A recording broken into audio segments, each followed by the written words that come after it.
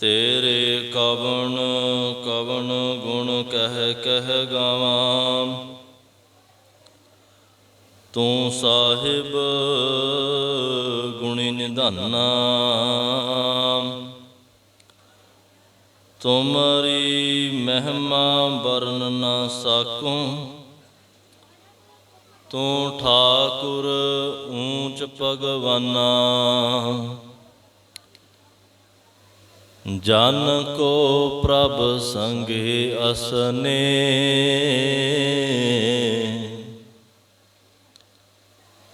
साजनो तू मीत मेरा। ग्रह तेरे सबके। साजनो तू मीत मेरा।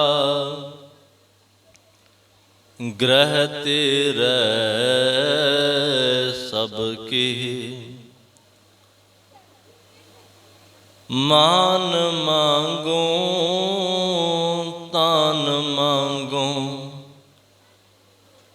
तन लक्ष्मी सुत दे।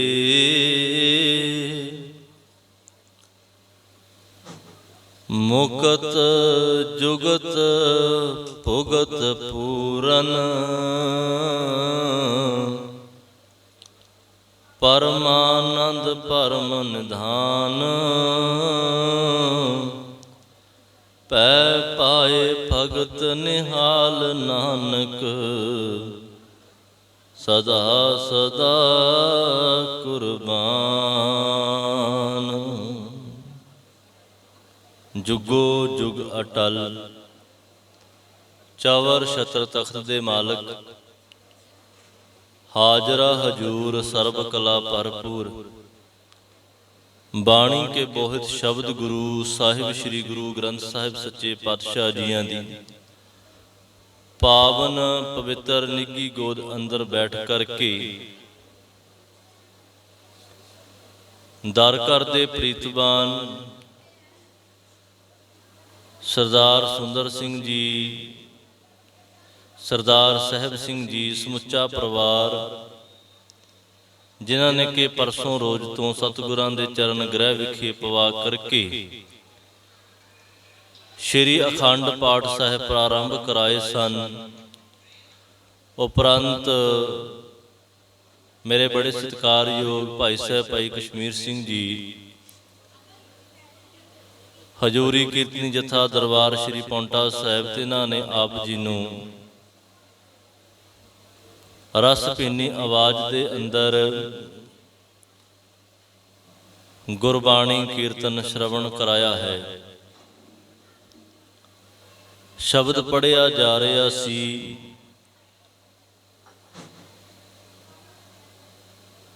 कि हे मेरे मालक तेरे घर दे विच सारियां दातां ने।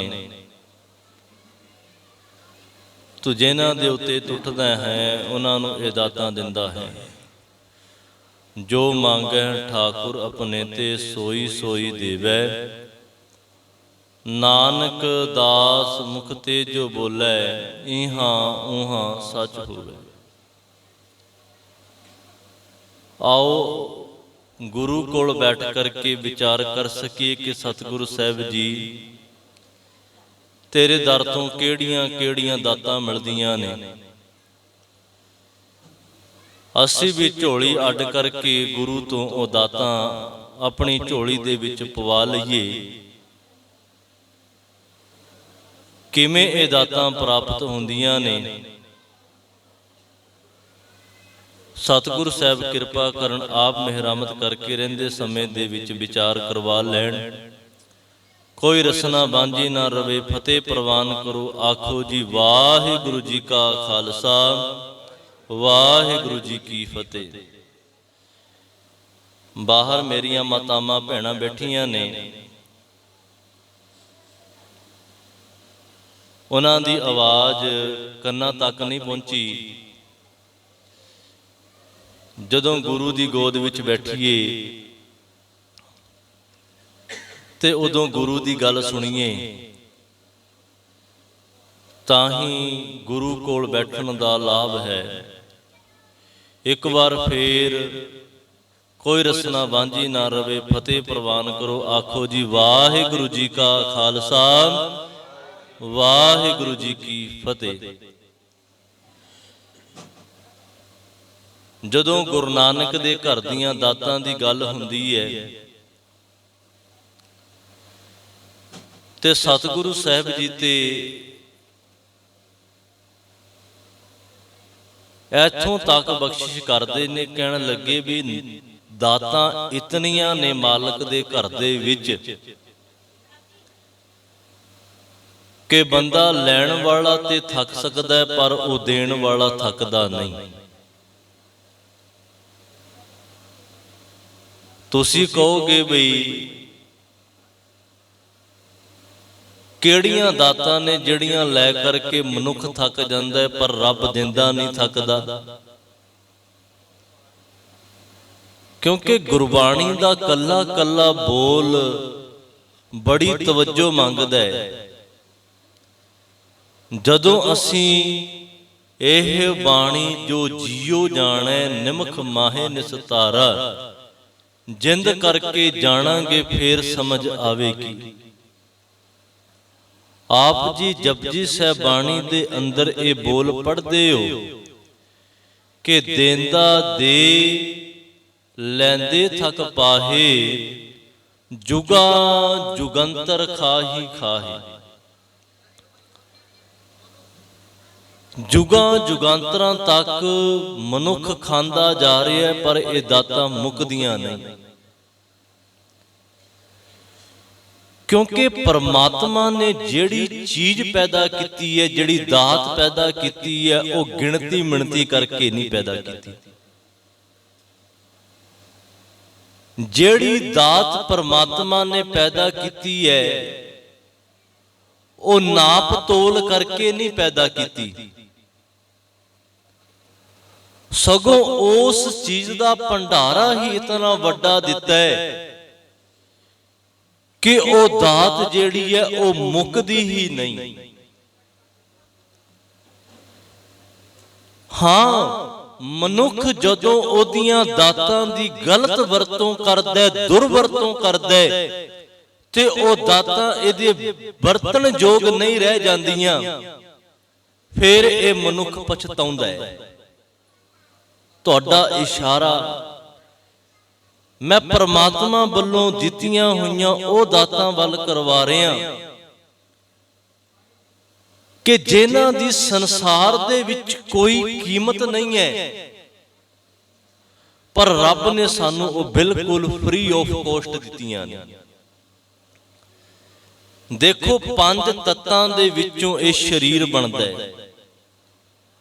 5 ਤੱਤ ਕਰ ਤੁਧ ਸ੍ਰਿਸ਼ਟ ਸਭ ਸਾਜੀ, ਕੋਈ ਛੇਵਾਂ ਕਰਿਓ ਜੇ ਕਿਛ ਕੀਤਾ ਹੋਈ।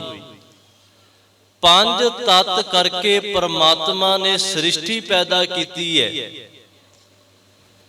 ਸਤਿਗੁਰੂ ਸਾਹਿਬ ਤੇ ਇਹ ਬੇਨਤੀ ਕਰਦੇ ਨੇ, ਕਹਿਣ ਲੱਗੇ ਕਿਸੇ ਦੇ ਅੰਦਰ ਕੋਈ ਤਾਕਤ ਹੈ, ਕਿਸੇ ਮਨੁੱਖ ਦੇ ਅੰਦਰ, ਤੇ ਕੋਈ ਛੇਵਾਂ ਤੱਤ ਬਣਾ ਕਰਕੇ ਦਿਖਾਓ।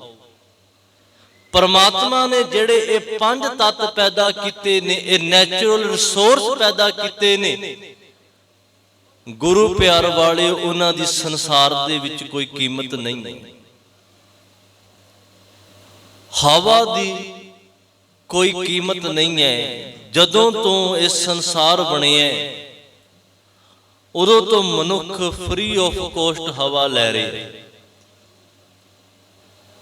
ਮਨੁੱਖ ਧਰਤੀ ਦੇ ਵਿੱਚੋਂ ਲਗਾਤਾਰ ਪਾਣੀ ਕੱਢ ਰਿਹਾ ਹੈ। ਮਨੁੱਖ ਲਗਾਤਾਰ ਆਕਾਸ਼ ਦਾ ਆਨੰਦ ਮਾਣ ਰਿਹਾ ਹੈ। ਮਨੁੱਖ ਲਗਾਤਾਰ ਅਗਨੀ ਦਾ ਆਨੰਦ ਮਾਣ ਰਿਹਾ ਹੈ।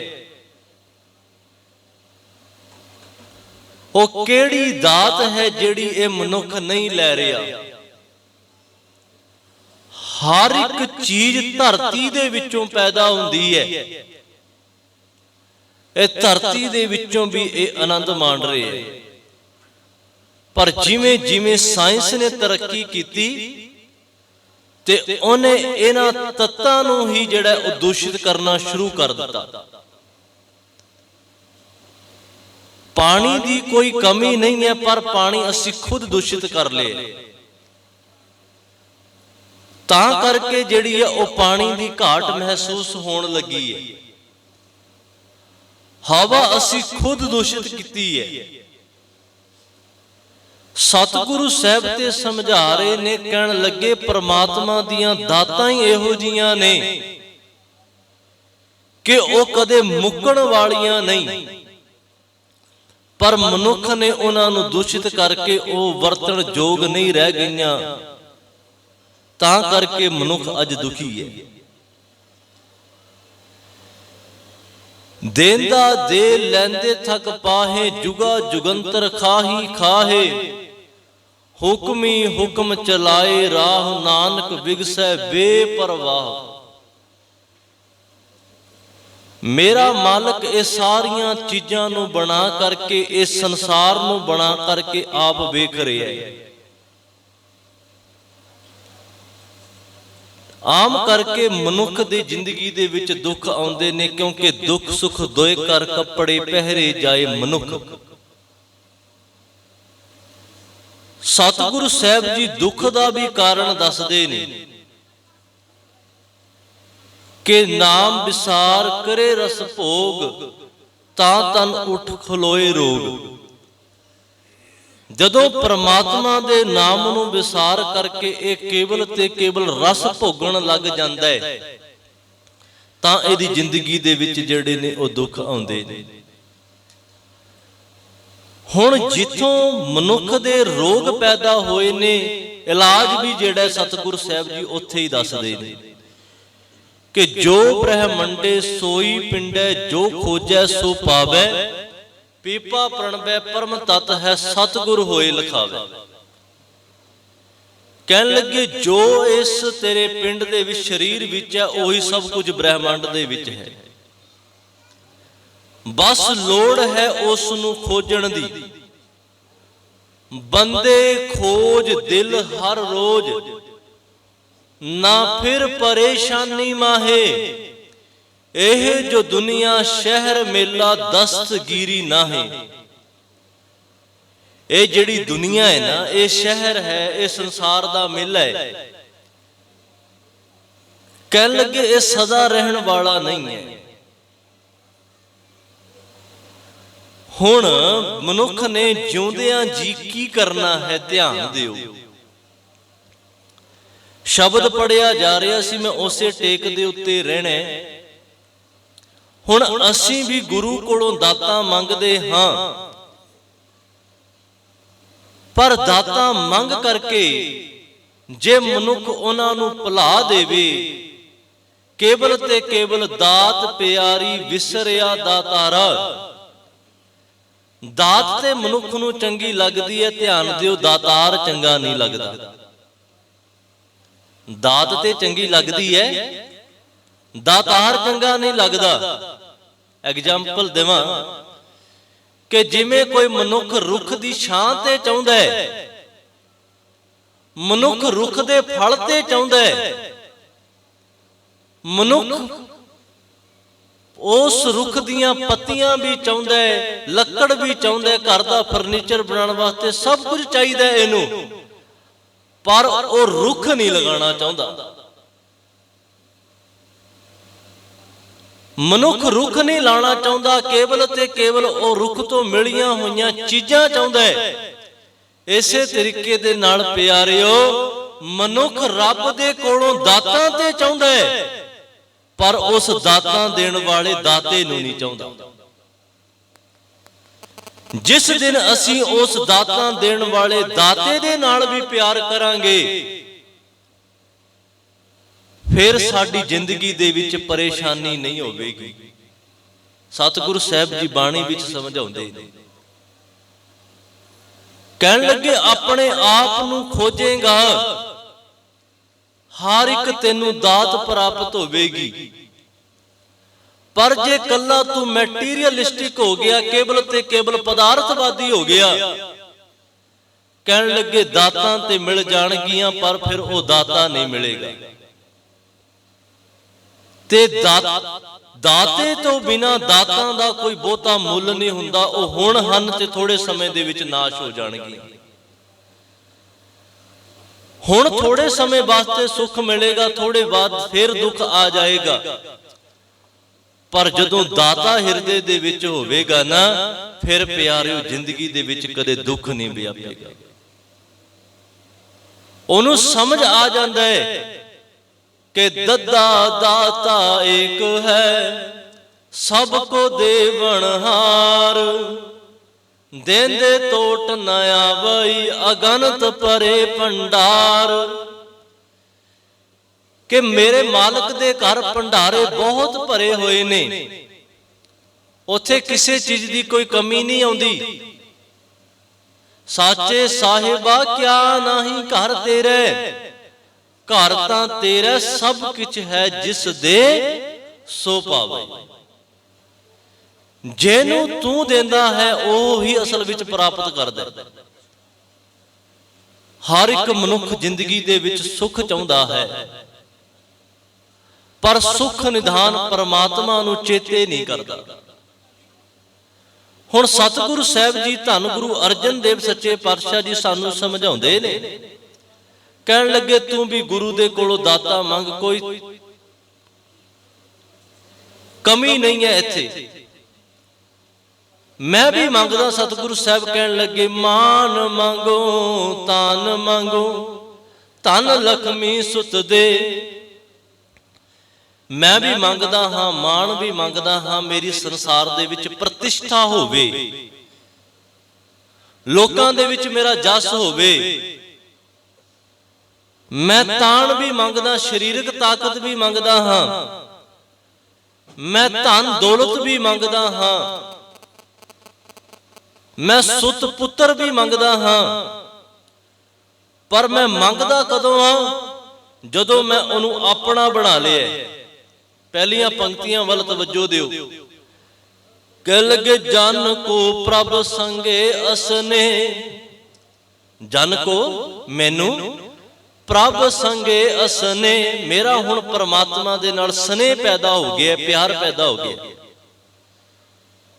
ਅਗਲੇ ਬਚਨ ਬੜੇ ਪਿਆਰੇ ਕਹੇ ਕਿ ਸਾਜਨੋ ਤੂੰ ਮੀਤ ਮੇਰਾ, ਗ੍ਰਹਿ ਤੇਰੇ ਸਭ ਕੇ।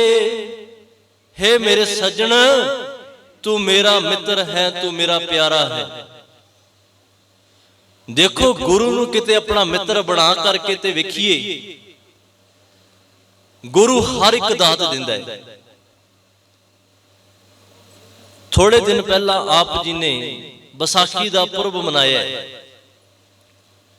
भाई दया राम लाहौरिया, लाहौर दा रहन वाला है।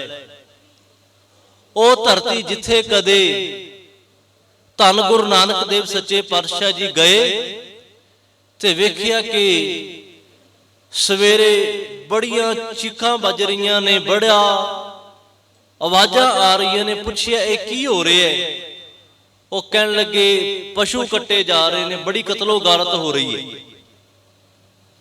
ਮੇਰੇ ਸਤਿਗੁਰੂ ਸਾਹਿਬ ਜੀ ਨੂੰ ਬਾਣੀ ਵਿੱਚ ਸ਼ਬਦ ਕਹਿਣੇ ਪਏ ਕਿ ਲਾਹੌਰ ਸ਼ਹਿਰ ਜ਼ਹਿਰ ਕਹਿਰ ਸਭਾ ਪਹਿਰ, ਭਾਵ ਸਭਾ ਪਹਿਰ ਭਾਵ ਸਵੇਰੇ ਅੰਮ੍ਰਿਤ ਵੇਲੇ ਆ ਕੀ ਕਹਿਰ ਵਾਪਰਦਾ ਪਿਆ।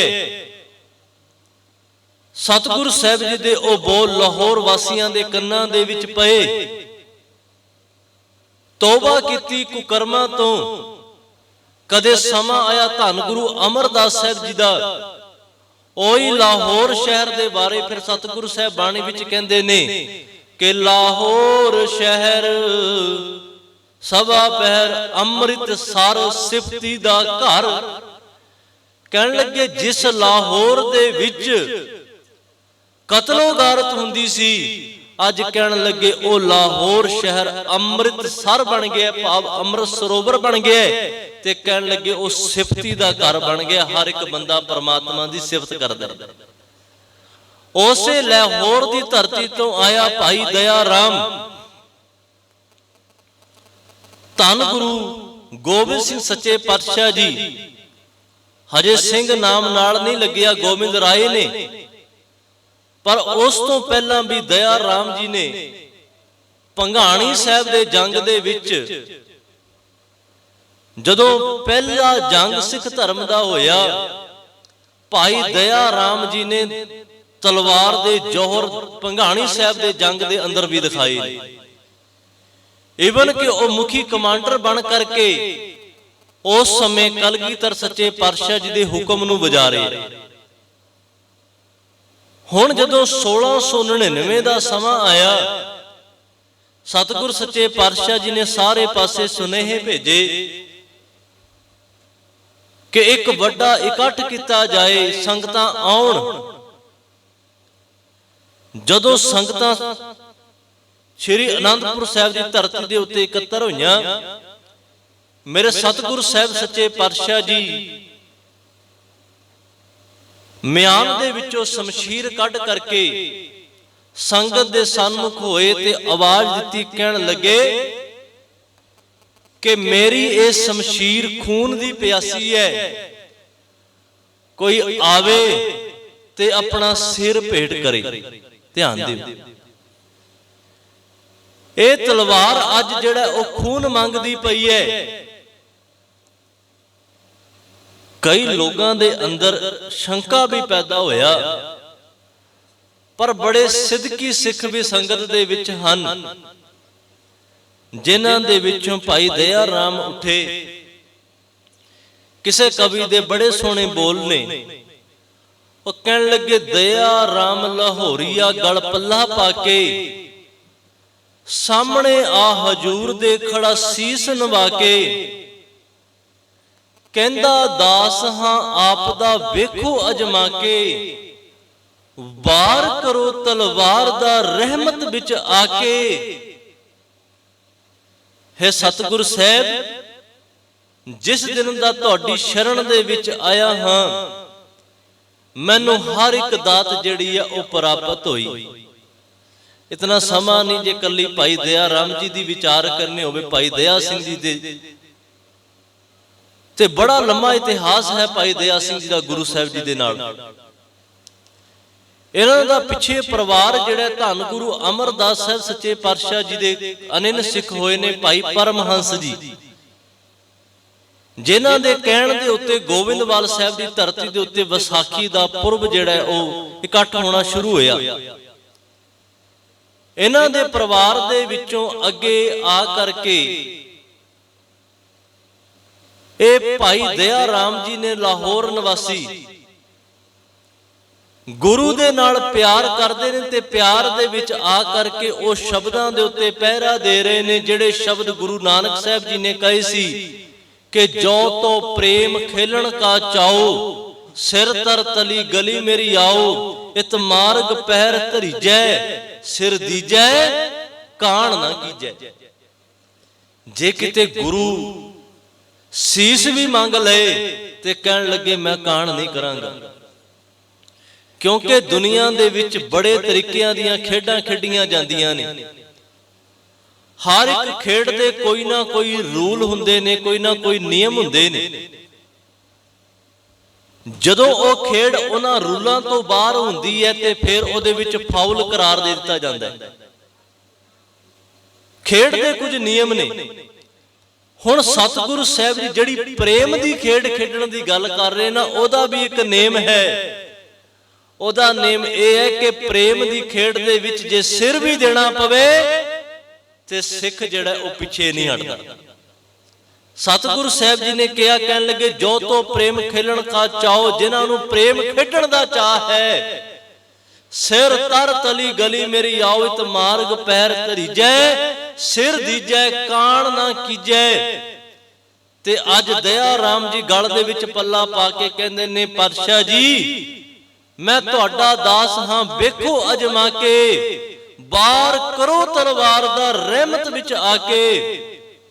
ਸਤਿਗੁਰੂ ਸਾਹਿਬ ਜੀ ਨੇ ਭਾਈ ਦਇਆ ਰਾਮ ਨੂੰ ਬਾਹੋਂ ਫੜਿਆ, ਬਾਹੋਂ ਫੜ ਕੇ ਦਇਆ ਰਾਮ ਨੂੰ ਵਿੱਚ ਤੰਬੂ ਲਿਜਾ ਕੇ ਵਾਰ ਕੀਤਾ ਤਲਵਾਰ ਦਾ ਬਲ ਸਾਰਾ ਲਾ ਕੇ, ਸੀਸ ਡਿੱਗਾ ਦਇਆ ਰਾਮ ਦਾ ਗੁਰਚਰਨੀ ਜਾ ਕੇ, ਪ੍ਰਵਾਨ ਹੋਇਆ ਪਾਰਸਮਣੀ, ਸਿੱਖ ਭੇਟ ਚੜਾ ਕੇ।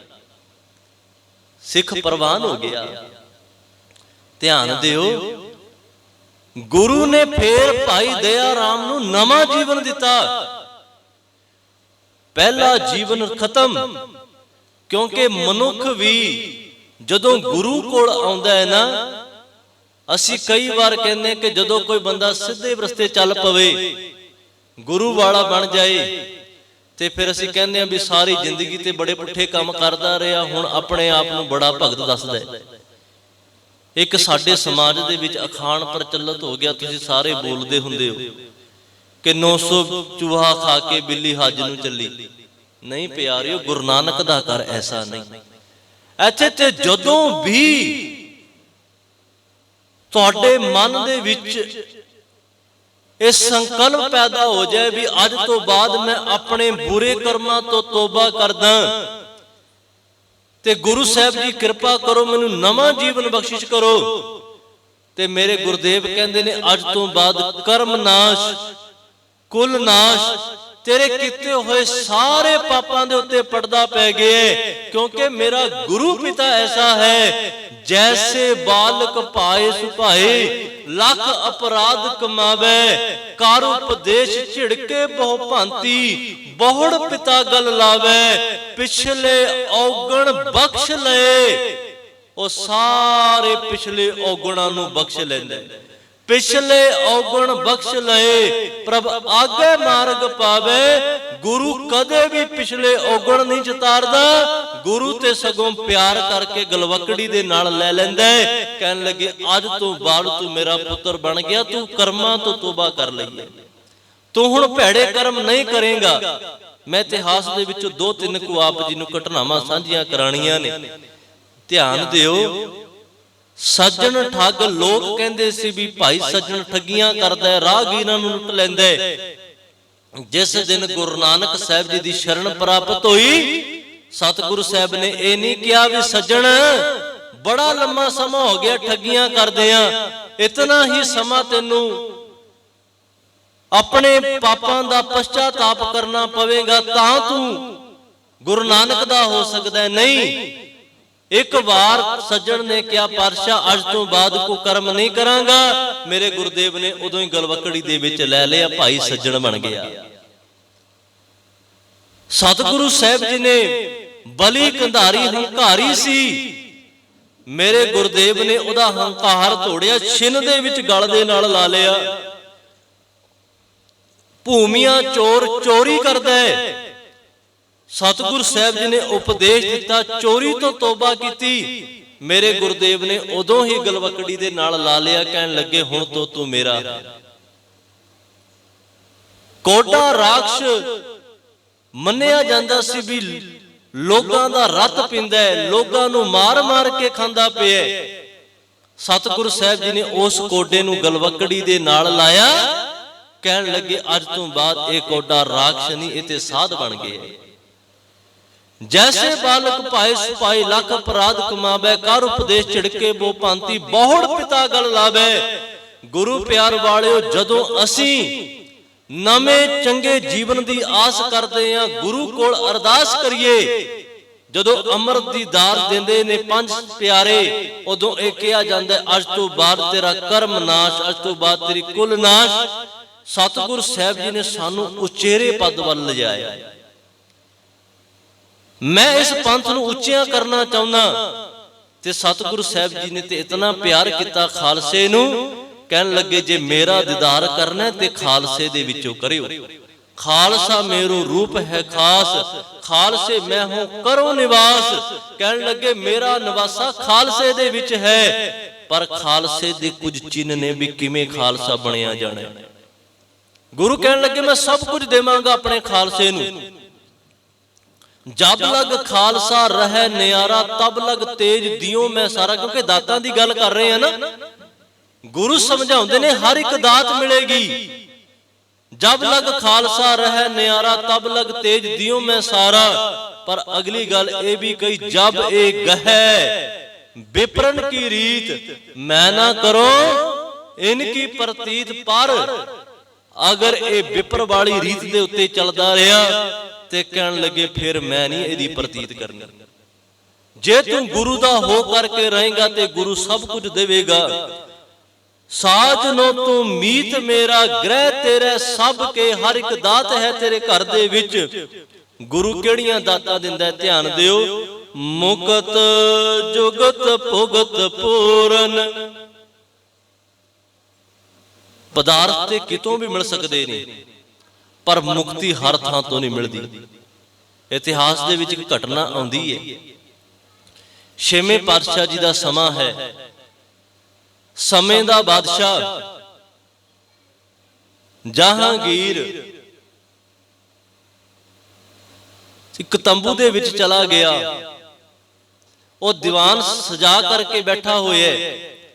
ਇੱਕ ਘਾਹੀ ਜਿਹੜਾ ਘਾਹ ਪੁੱਟਣ ਵਾਲਾ ਹੈ, ਉਹ ਰਸਤੇ ਦੇ ਵਿੱਚੋਂ ਪੰਡ ਚੁੱਕੀ ਆ ਰਿਹਾ ਤੇ ਮਨ ਦੇ ਵਿੱਚ ਆਇਆ ਵੀ ਸਤਿਗੁਰੂ ਗੁਰੂ ਹਰਗੋਬਿੰਦ ਸਾਹਿਬ ਜੀ ਨੇ ਦੀਵਾਨ ਸਜਾਇਆ ਹੋਇਆ ਹੈ, ਵੀ ਕਿਉਂ ਨਾ ਮੈਂ ਗੁਰੂ ਸਾਹਿਬ ਜੀ ਦੇ ਸਨਮੁਖ ਉਹਨੇ ਜੋ ਕਮਾਈ ਕੀਤੀ ਸੀ, ਇੱਕ ਟਕਾ ਜਿਹੜਾ ਸੀ ਆਪਣੇ ਪੱਲੇ ਦੇ ਨਾਲ ਬੰਨਿਆ ਹੋਇਆ ਹੈ। ਜਿਵੇਂ ਕਈ ਵਾਰ ਮਾਈਆਂ ਆਪਣੀ ਚੁੰਨੀ ਦੇ ਨਾਲ ਪੈਸੇ ਦੀ ਗੰਢ ਬੰਨ ਲੈਂਦੀਆਂ ਨੇ, ਉਹਨੇ ਵੀ ਉਹ ਟਕਾ ਆਪਣੇ ਪੱਲੇ ਦੇ ਵਿੱਚ ਬੰਨਿਆ ਹੋਇਆ। ਘਾਹੀ ਨੇ ਇੱਕ ਪਾਸੇ ਜਹਾਂਗੀਰ ਜਿਹੜਾ ਉਹ ਦੀਵਾਨ ਲਾ ਕਰਕੇ ਬੈਠਾ, ਇੱਕ ਪਾਸੇ ਸਤਿਗੁਰੂ ਗੁਰੂ ਹਰਗੋਬਿੰਦ ਸਾਹਿਬ ਜੀ ਦਾ ਤੰਬੂ ਸਜਿਆ ਹੋਇਆ ਹੈ।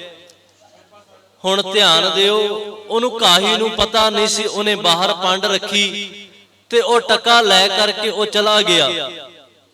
ਪਤਾ ਤੇ ਲੱਗਿਆ ਸੀ ਵੀ ਗੁਰੂ ਸਾਹਿਬ ਜੀ ਆਏ ਹੋਏ ਨੇ।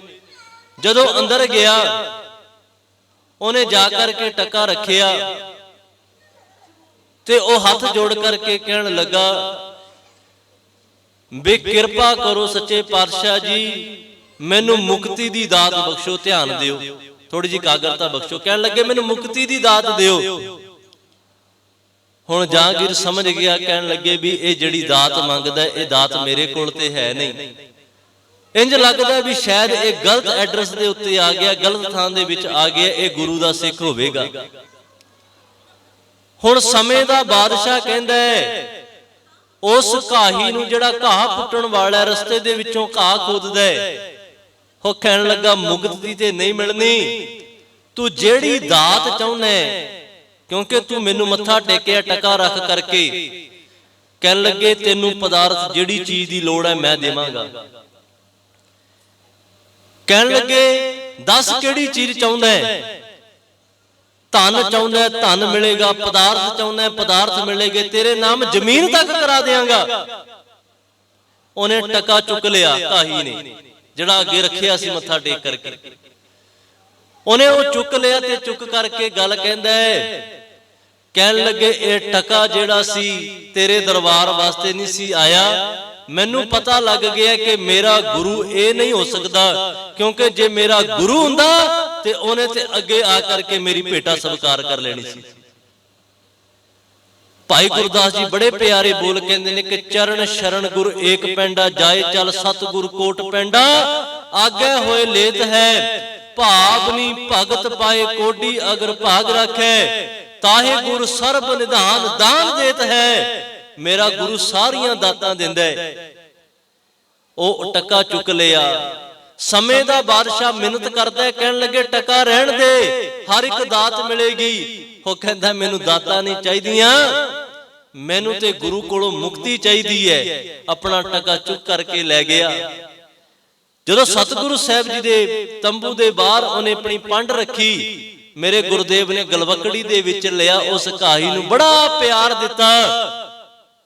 ਕਹਿਣ ਲੱਗੇ ਕਿਹੜੀ ਮੁਕਤੀਆਂ ਦੀ ਗੱਲ ਕਰਦਾ ਹੈ? ਜਿਸ ਦਿਨ ਤੂੰ ਘਰੋਂ ਤੁਰਿਆ ਸੀ, ਜਿਸ ਦਿਨ ਤੂੰ ਮਨ ਦੇ ਵਿੱਚ ਭਾਵਨਾ ਕਰਕੇ ਤੁਰਿਆ ਵੀ ਮੈਂ ਗੁਰੂ ਨੂੰ ਆਹ ਦਾਤ ਅਰਪਣ ਕਰਨੀ ਹੈ, ਕਹਿਣ ਲੱਗੇ ਗੁਰੂ ਨੂੰ ਤੇ ਉਦੋਂ ਹੀ ਸਵੀਕਾਰ ਕਰ ਲਈ ਸੀ। ਭਾਵਨਾ ਕਰਕੇ ਗੁਰੂ ਕੋਲ ਆ ਤੇ ਸਹੀ। ਸਤਿਗੁਰੂ ਸਾਹਿਬ ਜੀ ਕਹਿੰਦੇ ਨੇ ਮੁਕਤ ਜੁਗਤ ਭੁਗਤ ਪੂਰਨ, ਮੇਰਾ ਗੁਰੂ ਸਾਰੀਆਂ ਦਾਤਾਂ ਦਾ ਖਜ਼ਾਨਾ ਹੈ, ਪਰਮਾਨੰਦ ਪਰਮ ਨਿਧਾਨ। ਪਰ ਮਿਲੇਗਾ ਕਦੋਂ? ਪੈ ਭਾਏ ਭਗਤ ਨਿਹਾਲ ਨਾਨਕ, ਸਦਾ ਸਦਾ ਕੁਰਬਾਨ। ਕਹਿਣ ਲੱਗੇ ਗੁਰੂ ਦੇ ਪੈ ਅਦਬ ਦੇ ਵਿੱਚ ਚੱਲ, ਜੋ ਗੁਰ ਕਹੈ ਸੋਈ ਪਲ ਮਾਨੋ, ਹਰ ਹਰ ਕਥਾ ਨਿਰਾਲੀ। ਗੁਰਸਿੱਖ ਨੂੰ ਇੱਕ ਉਪਦੇਸ਼ ਦਿੱਤਾ ਹੈ ਮੇਰੇ ਗੁਰਦੇਵ ਨੇ ਕਿ ਗੁਰ ਸਿੱਖ ਮੀਤ ਚਲੋ ਗੁਰ ਚਾਲੀ। हे मेरे गुरु के सिख, हे मेरे मित्र, चलो गुर चाली, जेड़ी चाल गुरु चलाउंदे ने, जेड़ा उपदेश गुरु साहब जी बख्शिश करदे ने, उस नूं जिंदगी दे विच मन। फिर की होएगा? गुरु दी उस विचार नूं अपने हिरदे दे विच वसा। कहन लगे फिर ऐसी कोई दात नहीं संसार दी जिहड़ी तैनूं नहीं मिलेगी। हर एक दात मेरे मालक दे घर दे विच है, पर मिलदी उदों है प्यारे जदों साडा भांडा बन जांदा है। भांडा तैयार होवे ते मेरा गुरु हर एक दात अपने सिख दी झोली दे विच पाउंदा है, क्योंकि गुरु ने ते इस खालसे नूं प्यार ही बड़ा कीता है। अपने पुत्र इस खालसे तो निशावर कीते, अपना हर एक पंध गुरु ने इस खालसे नूं दिता है। सतगुरु साहब जी कृपा करन कि असीं भी खालसे दे वासी होइए, बाणी बाणे दे धारनी होइए, फिर साडा ये जीवन लोक सुखीए परलोक सुहेले नानक हर प्रभापे मेले। आप समुचिया संगतां दा तह दिल तो धन्नवाद।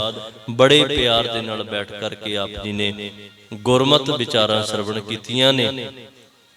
मैं धन्नवादी हाँ मेरे अति सत्कारयोग सरदार सुंदर सिंह जी, क्योंकि बड़ा लंबा समा आप जी ने तीरगढ़ी साहब विखे भी बतौर प्रधान साहब सेवा निभाई है।